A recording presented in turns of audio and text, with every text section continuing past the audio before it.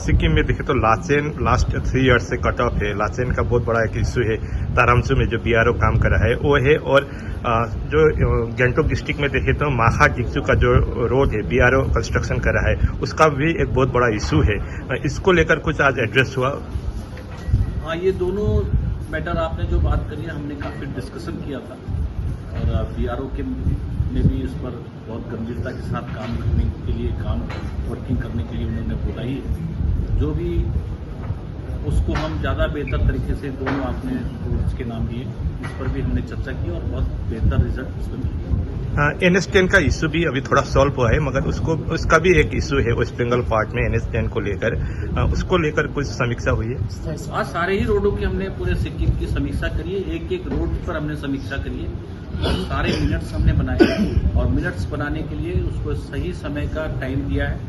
जितने टाइम के अंदर अंदर आपको सारे काम करने हैं। नए प्रपोजल भी अगर यहाँ के आए हैं, जो आ रहे हैं DPR आ रहे हैं, उनको भी हमने टाइम बोर्ड किया है कि वो टाइम से हमें नए प्रपोजल भी दें। भारत सरकार उन सारे जो प्रपोजल हम बनवाते हैं, जो DPR हम बनवाते हैं, वो इसीलिए बनवाते हैं कि उस पर हमने काम करना है, और इसलिए समय से काम करके देना वो ज़रूरी है। कुछ कॉन्ट्रैक्टर जो है वो समय से काम नहीं कर पा रहे, कुछ की कुछ फॉरेस्ट क्लियरेंस की समस्या थी, या कहीं स्लाइडिंग जोन होने के कारण से, क्योंकि पहाड़ में जब भी हम कोई रोड बनाते हैं तो स्लाइडिंग जोन के कारण से दिक्कत आती है। उनके स्लोप प्रोडक्शन का है, चाहे वैली साइड प्रोडक्शन का है, उसको हमने टेक्निकली टीम के माध्यम से वो सारे स्पॉट लिए हैं। और रोड अच्छा बने, बेहतर बने, तो स्लोप प्रोडक्शन और वैली साइड के प्रोडक्शन के लिए जो भी टेक्निकल टीम TSDC के माध्यम से या डिपार्टमेंटल जिन से भी करवा रहा है, उसका पैसा भी हम सैंक्शन करके उसके नए टेंडर हम लगाएंगे।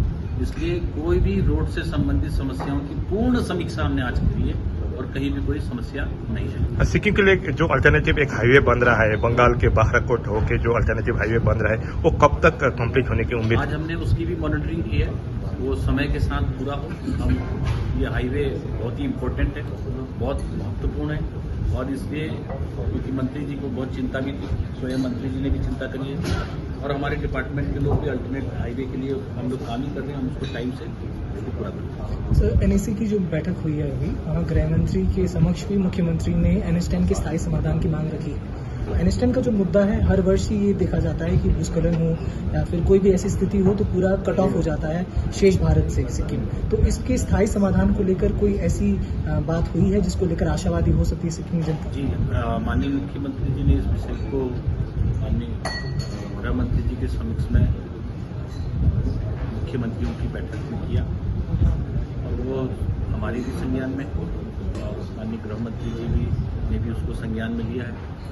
और क्योंकि सिक्किम का कटअप NH10 के कारण से ना लगातार आवागमन रहे, लोगों को दिक्कत ना हो, आज हमने अपने डिपार्टमेंट की समीक्षा करने के बाद ये तय किया है कि इसकी जो भी प्रॉब्लम्स हैं, उस प्रॉब्लम्स को आप मॉनिटरिंग करते हुए डिपार्टमेंट जो भी मंत्रालय को गाइडेंस देगा, जो हमारा डिपार्टमेंट है, उस पर हम तुरंत तत्काल कार्रवाई। मल्ली टू सिंगतम का जो एक अल्टरनेटिव रोड का बात चल रहा है, वो कब तक शुरू होने की उम्मीद है?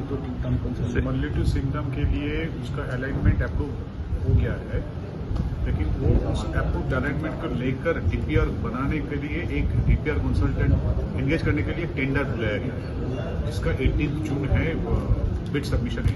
ये मैंने आपको पहले ही बताया था कि मल्ली सिंगतम का हमारा DPR का टेंडर अवार्ड हुआ है, और हम तुरंत टेंडर के बाद जो DPR बनने के बाद जो नेक्स्ट प्रोसेस है, मिनिस्ट्री उसको सहमति दे देगी। सहमति देने के बाद उसकी टेंडरिंग होगी। टेंडर होने के बाद उसके वर्क का एलोकेशन कर दिया जाएगा, LOI जारी कर दिया जाएगा।